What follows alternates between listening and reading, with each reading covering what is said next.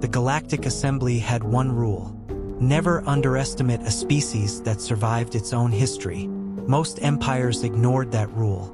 The Vex'ri Dominion laughed at it. For thousands of years, the Vex'ri had conquered worlds across the Orion Arm. Their fleets were enormous, their technology unmatched, their confidence absolute. When they finally discovered Earth, they saw nothing threatening. No emperor, no supreme commander, no united government, no single military authority. Only hundreds of nations arguing with one another. Thousands of corporations competing for profit. Billions of people who couldn't even agree on simple things. To the Vex'ri, humanity looked hopeless. During a meeting broadcast across the Dominion, High Commander Zareth displayed Earth on a giant holographic screen. The room filled with laughter. "Observe," he said, "a species so divided that half its population argues with the other half every day." More laughter. No central ruler. No unified military. No chance. He zoomed in on Earth. Conquest estimate. He smiled. 7 hours. The audience applauded. Across the galaxy, millions watched. And on Earth, millions watched too, because humanity recorded everything, including insults. The invasion began 3 weeks later.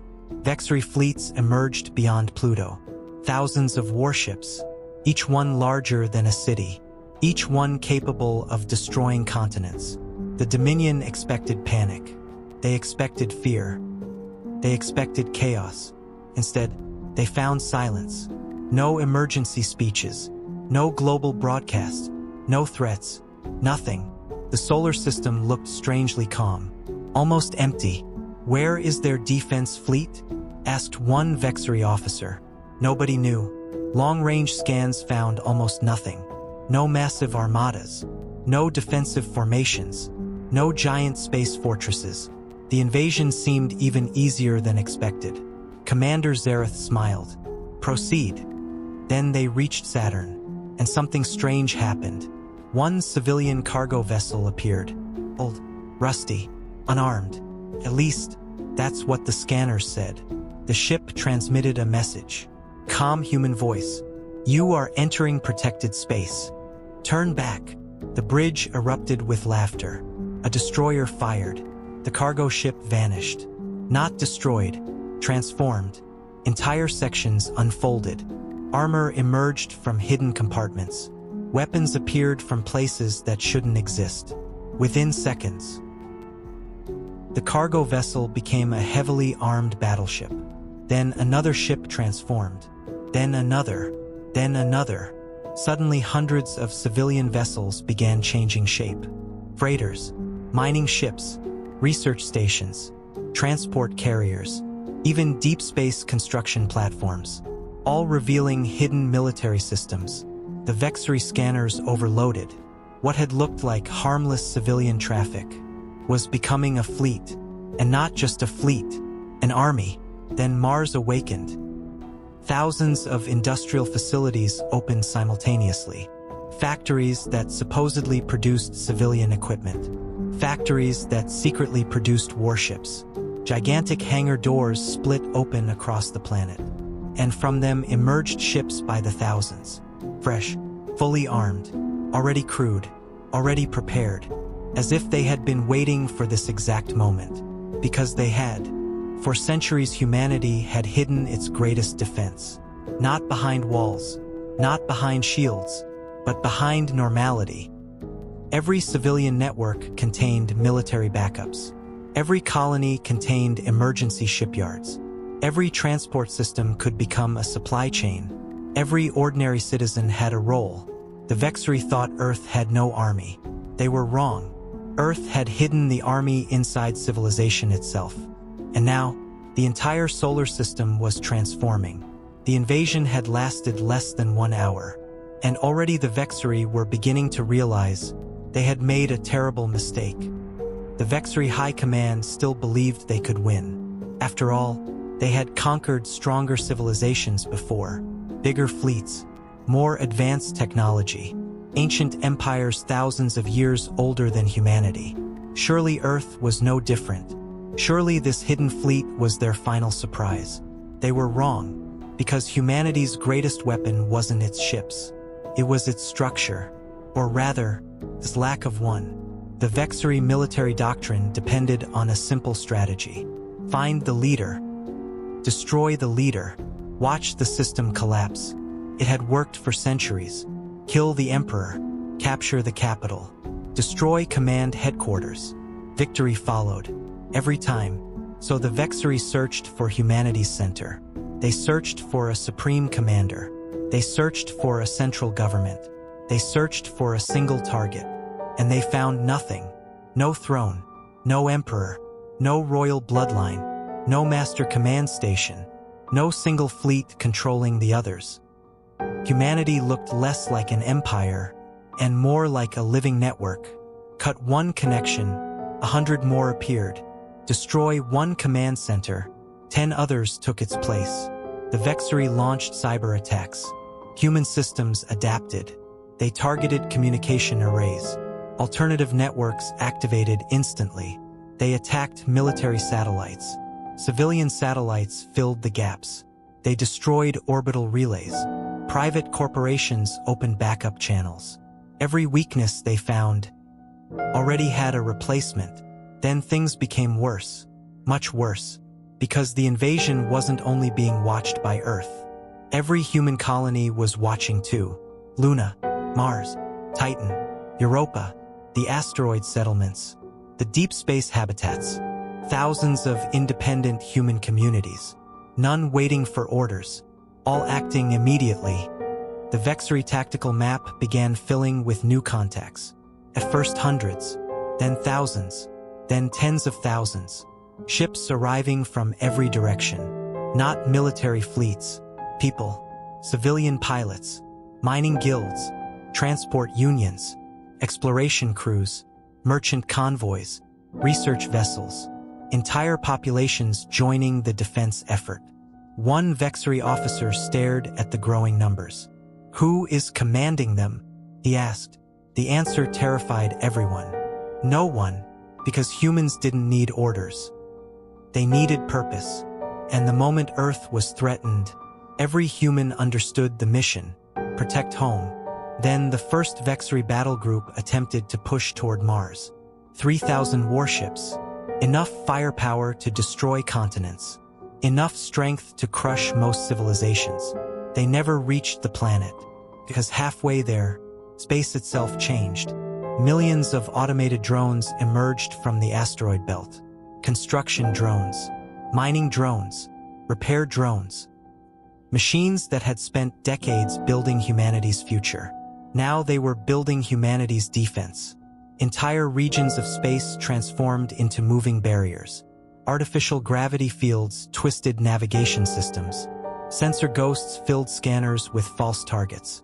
The Vex'ri fleet slowed, then stopped, then became trapped, without a single human warship firing a shot.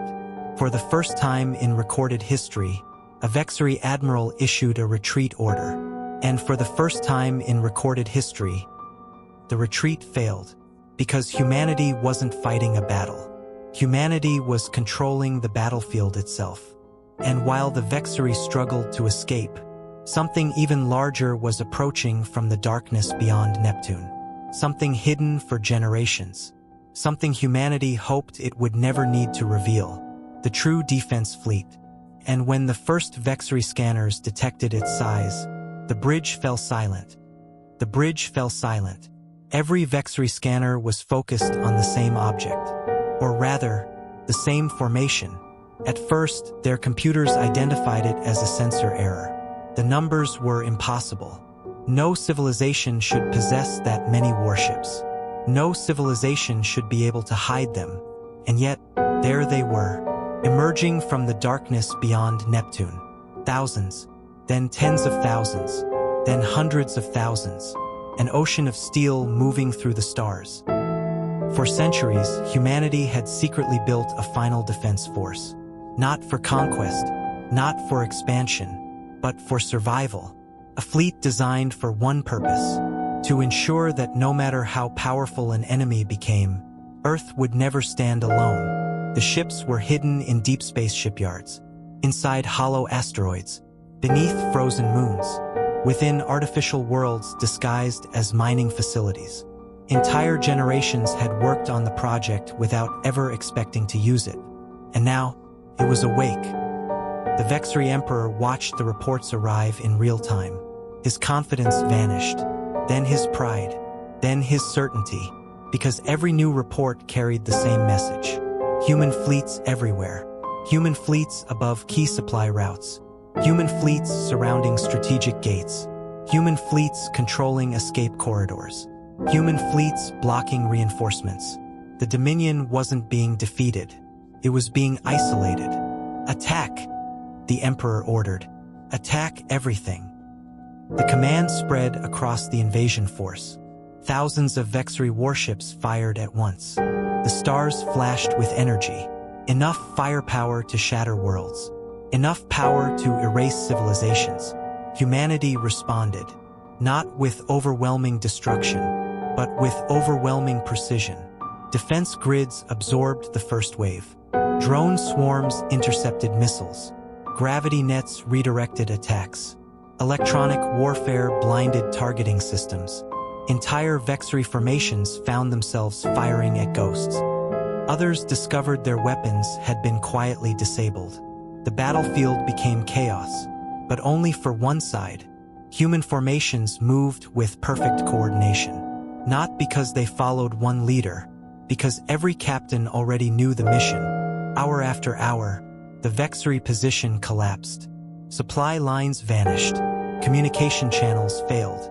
Navigation systems became unreliable. Entire fleets surrendered without firing another shot. Others simply powered down and waited, because by then, everyone understood. The war was over. Then came the final transmission. It reached every ship, every station, every colony, every world in Vex'ri space. A human commander appeared on screen. An older woman, calm, unshaken. Her voice carried across the galaxy. The conflict is concluded. All Vex'ri personnel who surrender will be treated with dignity. All civilian populations will be protected. All occupied worlds will be free to choose their own future. There was no celebration, no threats, no demands for revenge, only justice. Hours later, the Vex'ri Emperor signed the surrender. The document was simple. The war would end. Occupied species would be released. The Dominion would dissolve. And no innocent civilian would suffer for the crimes of its rulers. The Emperor stared at the human delegation, confused. "You won," he said. "You could rule the galaxy. Why stop now?" The room became quiet. Then a human representative answered. "Because power is not measured by how much you can take. It's measured by how much you choose not to." For a long moment, the Emperor said nothing, because in that instant, he understood why humanity had survived. Not because humans were stronger, not because they were smarter, not because they possessed better weapons, but because they never forgot what power was for. Years later, historians across the galaxy would argue about the war. Some claimed humanity won through technology. Others said it was strategy. Others believed it was their hidden fleet.